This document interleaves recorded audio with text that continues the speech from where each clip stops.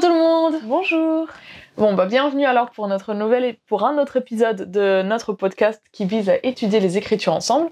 Et en fait, aujourd'hui, on va se concentrer sur une question spécifique, sur deux questions spécifiques, plus ou moins. Et Isa, tu veux nous en parler un petit peu juste de ces deux questions? Alors déjà, vous savez, on a les petites questions au début. Cette semaine, on veut se concentrer sur est-ce que les Écritures nous poussent à rechercher en nous ce que nous devons changer, ou comment elles nous poussent à rechercher cette chose. Et du coup, pour aller un peu plus loin dans ça, on a décidé de se concentrer sur le chapitre d'Énos surtout, et du coup de parler un peu de comment savoir si je me suis repentie. J'en ai suivi les étapes, mais je ne ressens aucune différence.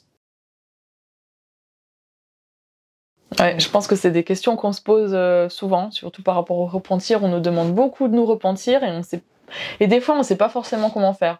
Ouais. Mais donc ça, c'est un petit peu les questions sur lesquelles on veut se concentrer aujourd'hui. Par contre, vu qu'on va se concentrer vraiment sur Énos et sur les versets d'Énos, je voulais juste partager avec vous une écriture que j'ai beaucoup aimée de Jarom. On va pas en parler beaucoup, mais je trouve c'est une très très belle écriture et je voulais quand même la partager avec vous.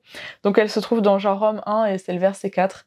Et en fait, c'est Jarom, il dit « Il y en a beaucoup parmi nous qui ont beaucoup de révélations car ils n'ont pas tous le cou roide. Et tous ceux qui n'ont pas le cou roide et ont la foi sont en communion avec l'Esprit Saint, qui se manifeste aux enfants des hommes selon leur foi. » En fait, j'aime beaucoup. Je trouve qu'on est en train de se concentrer beaucoup sur l'humilité sur ces chapitres. Je sais pas toi, mais je trouve on le voit énormément. Et ça, c'est une autre chose, justement. Ceux qui n'ont pas le cou roide, c'est-à-dire les gens qui sont humbles, ils ont des révélations, ils sont en communion avec le Saint-Esprit parce que grâce à leur foi, en fait, ils sont en communion avec le Saint-Esprit et ils reçoivent beaucoup de... l'Esprit, en fait, il se manifeste à eux avec beaucoup de réponses. Et je trouve que c'est très important. Et je pense que ça rentre quand même dans ce qu'on va parler aujourd'hui parce que on a vraiment besoin du Saint-Esprit dans notre vie pour savoir où on en est en fait avec Dieu, où on en est dans notre progression, dans notre repentir. Et donc ça, c'est une des choses, justement, le fait d'être humble, ça nous aide. C'est une des premières petites étapes justement du repentir. Donc voilà, c'était la petite écriture que je voulais partager avec vous avant de commencer, de plonger dans le sujet. Pour commencer, moi j'aime bien commencer avec des petites définitions pour savoir vraiment où on en est tous et pour être sur la même un petit cadre, longueur d'onde. Donc on a une définition à vous partager qui vient de Prêcher mon évangile qui dit « Notre foi au Christ et notre amour pour lui nous amènent à nous repentir et à changer en nous les pensées, les croyances et les comportements qui ne sont pas en accord avec sa volonté. Se repentir, c'est entre autres se faire une nouvelle idée de Dieu, de soi-même et du monde. » J'aime tellement cette écriture parce que je trouve que ça va tellement au-delà de juste se repentir parce qu'on a péché. En fait, le fait de se repentir, c'est vraiment de changer notre vision du monde. Donc c'est de la mettre plus en accord avec la vision de Dieu. Donc c'est le fait de suivre un petit peu mieux ses commandements ou de le faire peut-être avec plus d'intention. Parce que parfois on suit les commandements un peu par habitude et on oublie d'y mettre cette intention. Et je trouve que le fait de se repentir, c'est d'intégrer à ce qu'on fait déjà une intention réelle un peu plus forte, je trouve. Et j'aime tellement, j'aime vraiment trop. Ouais. Avec ce que tu es en train de dire, je trouve il y a une citation que j'ai trouvée de Jeffrey R. Holland qui dit quelqu'un a dit un jour que le repentir est le premier besoin que nous ressentons lorsque nous approchons de Dieu. Et je trouve que c'est ça. En fait, c'est le plus on se rapproche de Dieu, le plus on a envie de se repentir parce que on sent qu'on a ce besoin et qu'on a cette nécessité pour être proche de lui, de devenir une personne plus pure et qui lui ressemble plus. Et du coup, en fait, grâce à cette citation, on peut voir le repentir comme quelque chose, comme une conséquence positive à notre foi, plutôt que comme une conséquence négative à nos péchés. Et je trouve que ça aide aussi un petit peu à la question donc qu'on a dit au début, comment savoir si je me suis repentie comme il faut. Et en fait, c'est justement, est-ce qu'on ressent que le repentir, c'est quelque chose de positif, qui vient de notre foi, ou est-ce qu'on le voit comme quelque chose de négatif qui vient du fait qu'on a péché. J'aime trop le chapitre d'Énos. Je trouve qu'il est vraiment magnifique et qu'il va tellement en profondeur dans ce qui s'est passé et dans comment il s'est ressenti. Je trouve ça vraiment très beau. Les mots, ils sont trop beaux aussi. Les mots que Enos il choisit pour parler de son repentir sont très très beaux. Ils sont très très imagés, je trouve. Ils sont vraiment intéressants. Ouais. Et du coup, je me suis prise vraiment certains mots justement qui reprennent ces étapes du repentir qui sont importantes. Je donne un petit peu le contexte. Donc, Enos, c'est le fils de Jacob. Et il est en train de raconter ce qui s'est passé à un moment dans sa vie. Il est allé dans la forêt, il avait plein de choses dans sa tête, et en fait il se rappelait beaucoup de ce que son père lui avait enseigné pendant toute sa vie, parce que là du coup son père il était mort, Jacob il était mort, et donc il se rappelle de toutes ces choses. Et il raconte donc son expérience de repentir pendant qu'il était dans les bois en train de prier. Et en fait, donc pendant qu'Enos il était justement dans la forêt en train de chasser, il dit ça, il dit: les paroles que j'avais souvent entendu mon père dire concernant la vie éternelle et la joie des saints pénétraient profondément mon cœur. Et justement, en fait, il nous dit dans le 2 qu'il va nous raconter sa lutte la lutte qu'il a soutenue devant Dieu pour recevoir le pardon de ses péchés. Et je trouve que justement, une des premières étapes du repentir, c'est le fait de dire, on se souvient de quelque chose et bam, ça nous prend, c'est une claque, c'est vraiment une claque qu'on reçoit à un moment complètement normal de notre journée, parce que c'était très normal pour lui d'aller chasser, et puis bam, il s'est rappelé de tout ce que son père lui avait enseigné. Il a dit: j'ai besoin de me repentir, je viens de comprendre quelque chose que mon père est en train de m'enseigner, et je sais que je suis pas en train de le faire comme il faut, et donc j'ai besoin de me repentir. Et à ce moment-là, en fait, c'est le premier désir qu'on a de cette foi en Christ qu'on a reçue, qu'on a développée durant notre vie. En fait, là, elle prend place dans notre cœur. Et elle nous pousse à dire: j'ai besoin de faire quelque chose qui va changer ma vie. Et justement, comme on en parlait la semaine dernière, il y a ces moments où l'esprit il nous rappelle certaines choses qu'on a eues dans notre...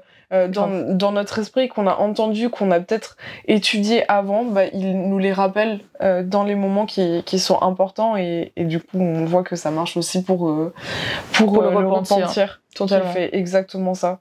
Et donc dans le verset 4, ça dit: et mon âme était affamée, et je m'agenouillais devant mon Créateur, et je criais vers lui en une prière et une supplication fervente pour mon âme. Et je criais vers lui toute la journée, oui, et lorsque vint la nuit, je levais toujours très haut la voix, de sorte qu'elle atteignit les cieux. Et là, deuxième étape, on va dire, son âme est affamée. Je trouve que c'est tellement parlant, le fait de dire ça. Comme on comprend exactement, on peut très bien comprendre quand on est affamé comment ça fait, en fait. Et là, c'est pas son corps qui était affamé, c'est pas lui physiquement, mais c'était son âme. Parce que il avait besoin de se repentir, il en avait tellement envie. Je pense que ça prend tellement un désir beaucoup plus profond que juste de se dire j'ai faim. C'est vraiment, je suis affamée, j'en ai extrêmement besoin pour ma survie. Et je trouve ça trop intéressant. Et donc après ça, il s'agenouille et il crie à Dieu en des supplications ferventes pour son âme. Et il crie, je pense, je dis crie, mais je pense que plus il a prié, il s'est tourné vers Dieu toute la journée, avec des supplications ferventes et en prière, agenouillé devant Dieu. Et ça, justement, c'est une étape très très importante dans le repentir, c'est le fait de dire, on se rend compte donc, qu'on a besoin de changer, et on en parle justement avec quelqu'un, que ce soit avec Dieu. Il y a certaines choses qu'on a besoin de changer, et que forcément on a besoin d'en parler avec des gens qui sont autour de nous. Donc ça peut être nos parents, ça peut être un frère ou une sœur, ça peut être un dirigeant, ça peut être un ami très proche. Mais ça, c'est une étape très importante, primordiale dans le fait de se repentir, c'est le fait de dire: je vais en parler avec quelqu'un, et je vais en parler avec les personnes qui je sais vont pouvoir m'aider. Et là, en l'occurrence, c'était Dieu. Moi, je sais que j'ai eu des fois où j'ai dû en parler, par exemple, à des dirigeants. J'ai dû en parler avec mes parents. On parlait tout à l'heure un petit peu de certaines choses qu'on voulait délaisser, par exemple, et tu me disais un petit peu la critique, tu vois. Et je te disais, c'est vrai que peut-être des fois, quand on a envie de délaisser certaines choses ou de changer certaines choses, on a besoin d'en parler à notre cercle d'amitié pour que eux aussi, ils soient là pour nous aider. Et c'est une partie importante, quoi. Et en fait, justement, par rapport à cette chose de la critique, moi, je sais que ça fait des années et des années où je me dis, c'est quelque chose que je veux réduire, que je veux réussir à moins faire, en fait. Et parfois, c'est super compliqué parce que je le prenais pas, je pense que je le prenais pas du tout du bon angle et de la bonne manière. Et je me disais, moi, je priais et je disais, Père Céleste, s'il te plaît, aide-moi à ne pas critiquer. Et en fait, ça n'a pas marché. Et je me disais, mais pourquoi pourtant j'ai l'impression d'avoir cette envie. Pourtant, tu es en train de faire toutes les étapes, il n'y a aucune différence. Voilà, exact. Qu'est-ce qui fait que j'arrive pas à changer cette chose? Et je me suis rendu compte que j'avais peut-être pas regardé cette chose que je voulais changer de la bonne manière et que je devais l'analyser un petit peu plus pour voir justement peut-être dans quel moment je critique, avec qui, pourquoi aussi, ouais. qu'est-ce qui fait que je continue peut-être dans cette lancée et que je m'arrête pas ou quoi que ce soit. Et du coup j'ai réussi à prendre à la voir d'une manière différente, à réussir à analyser, en fait, on va dire, mon péché, et d'avoir vraiment cette compréhension de comment je fais les choses pour pouvoir vraiment demander à Dieu d'une manière plus spécifique de m'aider dans certains moments de ma vie pour pouvoir changer cette chose. Et je vois que vraiment c'est une analyse que malheureusement je me suis pas rendu compte avant que je devais faire avant cette année. Donc je suis encore en plein dedans, mais je vois que ça fait beaucoup plus de différence que toutes les dernières années où j'ai juste demandé à Dieu de m'aider à ne pas critiquer. Et justement, je pense que quand ça parle de mon âme était affamée, pour moi c'est ce besoin de rassasier mon âme, de comprendre en fait comment je pouvais changer, ce besoin de me dire je vois vraiment qu'il y a quelque chose que je dois changer et je sais pas comment le faire, qui a fait que j'ai cherché à le faire autrement et que je trouve qui est important du coup aussi dans cette chose de mon âme était ta famille. Ouais. Et moi, une chose qui m'aide à me rendre compte de ce que je dois changer, c'est quand j'en parle beaucoup, quand je le médite, ou quand, par exemple, moi je suis pas trop à écrire dans mon journal, mais peut-être qu'il y a certaines personnes qui arrivent à écrire dans leur journal ce qui les dérange un petit peu dans leur journée, dans chez eux ou dans ce qu'ils veulent changer. Moi, je sais que pour moi, c'est en parler. Quand, si j'ai besoin de changer quelque chose et que j'en parle, j'arrive à comprendre pourquoi je dois changer et ce que je dois changer clairement. Et je pense que Enos, il a réussi à le faire aussi quand il était en train de faire ses supplications ferventes, parce que ça a duré toute une journée et toute une nuit. Donc j'imagine que toute cette conversation qu'il a eue avec Père Céleste, ça l'a aidé à se rendre compte de tout ce qu'il devait changer. Genre pas juste la partie visible du iceberg, entre guillemets, je sais pas comment on dit ça, mais tout, en fait, tout ce qu'il y avait en dessous, et ça a rendu son repentir fervent et sincère. Et du coup, pour aller pour continuer, le verset 5, Enos, il entend donc, il ressent que ses péchés, ils lui sont pardonnés et qu'il sera béni. Et dans le 6, j'aime trop parce que ça dit « Et moi, Enos, je savais que Dieu ne pouvait mentir. C'est pourquoi ma culpabilité était balayée. » Et je pense que c'est tellement important d'avoir cette confiance que quand on ressent quelque chose, quand on ressent des choses qui sont positives, parce qu'on sait que tout ce qui est bon vient de Dieu, qu'on l'imprègne dans nous-mêmes pour savoir que on a reçu la réponse, on a reçu le pardon, quoi. Et qu'on ne doit pas la rechercher, qu'on ne doit pas essayer encore 30 millions de fois de rechercher cette réponse qu'on a déjà eue, parce qu'on peut avoir confiance en Dieu que elle est arrivée et que du coup notre culpabilité, toutes ces tous ces sentiments négatifs qu'on a pu ressentir, ils peuvent être balayés complètement parce que on a reçu le pardon de nos péchés. Et en reprenant un petit peu la question, quand on dit j'ai fait toutes les étapes mais je ne sens aucune différence, en fait une des choses les plus néfastes pour notre repentir, c'est nous-mêmes. Parce que on se rend compte qu'on a fait tellement d'erreurs et en fait on ne se laisse pas la chance de se sentir pardonné et de faire en sorte que notre culpabilité soit balayée. Et je trouve que Enos, c'est magnifique ce qu'il a fait. Dans le verset 8, il dit... en fait, dans le verset 7, il demande au Seigneur, « Seigneur, comment cela se fait-il? Comment c'est possible que j'ai été pardonné ?» Et dans le verset 8, il dit, « À cause de ta foi au Christ, que tu n'as encore jamais entendu ni vu. C'est pourquoi, va, ta foi t'a purifié. » Et je pense que grâce à notre foi en Christ, on peut être pardonné. Mais c'est la seule façon. C'est si on a foi en Jésus-Christ complètement, on peut sentir ce pardon. On ne doit pas se faire confiance à nous-mêmes sur ce coup-là. On ne doit tout simplement pas se faire confiance à nous-mêmes, on doit juste faire confiance à Dieu et on doit accepter que grâce à notre foi, on peut être pardonné. Je pense que la confiance en nous-mêmes, ça vient du fait de faire confiance à ce qu'on ressent après. Oui, c'est ça. De ce qu'on peut ressentir. Là, il faut qu'on se fasse confiance à nous-mêmes parce que ce qu'on ressent, c'est pas, on l'imagine pas. C'est vraiment réel. Mais il faut, comme tu dis, il faut qu'on fasse totalement confiance au Christ parce que c'est la seule personne qui peut complètement nous pardonner dans ce processus. Une chose que j'aime trop aussi, du coup, après tout ça, tout ce qui s'est passé, tout ce que Enos il a fait, c'est dans le verset 9 qu'il dit: Or, il arriva que, lorsque j'ai entendu ces paroles, je commençais à éprouver du désir pour le bien-être de mes frères les Néphites. C'est pourquoi je déversais mon âme tout entière à Dieu pour eux. Et je trouve ça trop beau parce que c'est vraiment ce fait de partager ce qu'on a ressenti. Quand on a ressenti et qu'on a fait preuve de l'expiation dans notre vie, de l'expiation de Jésus-Christ dans notre vie, on a envie de le partager, on a envie que les personnes autour de nous ils puissent ressentir et expérimenter exactement les mêmes choses que nous on a ressenti et qu'on a expérimenté.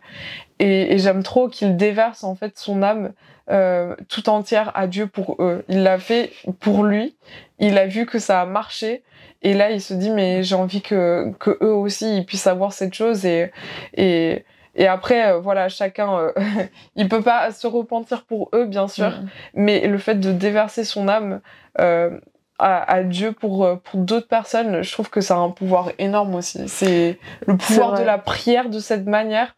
Je trouve que ça a un pouvoir, mais tellement puissant, tellement puissant, que je trouve ça trop beau. Et justement, je pense que ça, c'est une étape, c'est l'étape qui conclut un petit peu le repentir, c'est le désir, il change. Notre désir, il change. Au début, quand Enos, il était en train de se repentir, on peut dire qu'il était un petit peu, égoïste, c'est bon. Il était clairement pas égoïste, mais c'est vrai qu'il était en train de le faire pour lui-même. Son désir, c'était de lui-même pouvoir se repentir et être bien.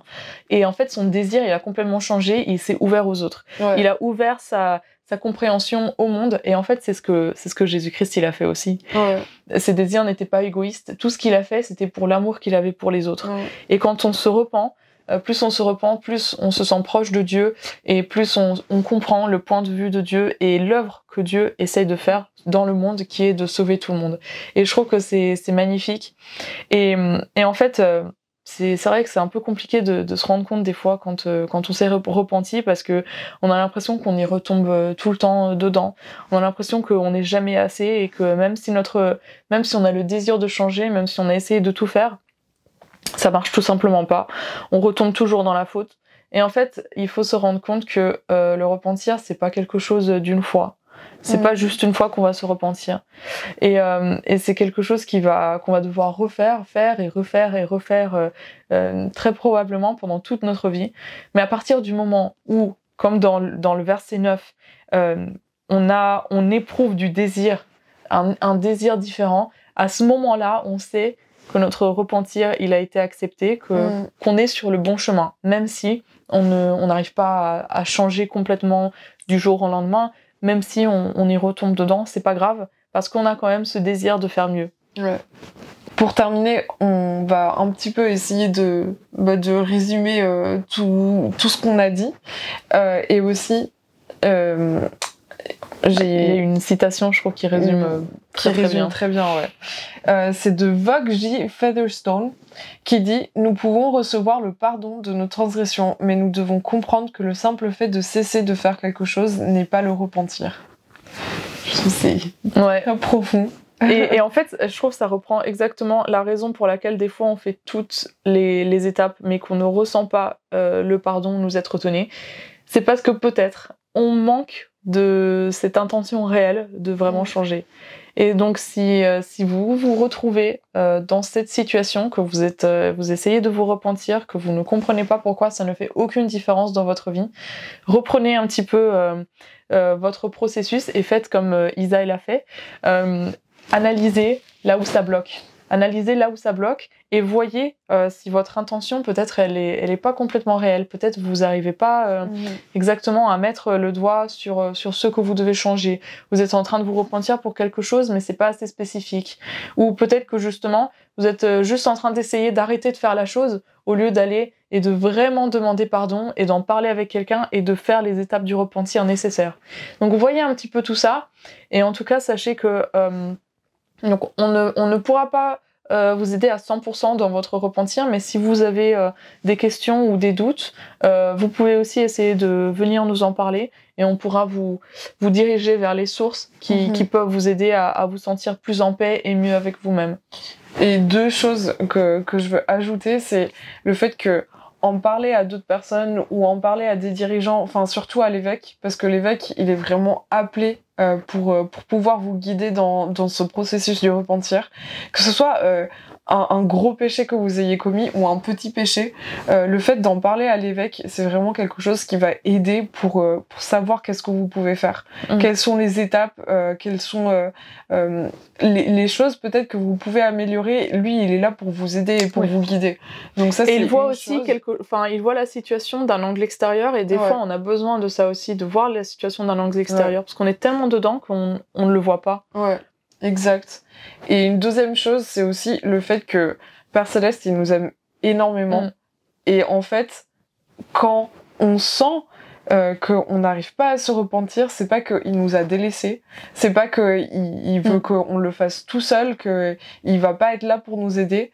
Il veut être là, il veut nous aider. Le Christ, il est mort pour nous parce qu'il nous aime énormément et pour qu'on puisse se repentir de nos péchés et pour qu'on puisse trouver cette paix. Donc c'est pas pensez pas que Dieu est contre vous parce que vous n'arrivez pas à vous repentir. C'est pas du tout ça. C'est peut-être que vous devez changer, comme tu disais, votre perspective, certaines manières de faire les choses. Mais Dieu, il est là tout le long. Et il vous aime et il vous accompagnera jusqu'à ce que vous puissiez vous sentir en paix et réellement vous être repenti. Ouais. Donc faisons confiance en ce que Isa vient de dire. Si on n'arrive pas à se faire confiance à nous-mêmes, faisons confiance en ce qu'on connaît de Dieu et de Jésus-Christ. Et en tout cas, voilà, c'était un petit peu ce qu'on avait à vous dire aujourd'hui par rapport au repentir. On espère que ça a pu vous aider. Nous, on a appris énormément de choses. Et donc, on attend vos questions, on attend vos commentaires. Et on vous dit à la prochaine.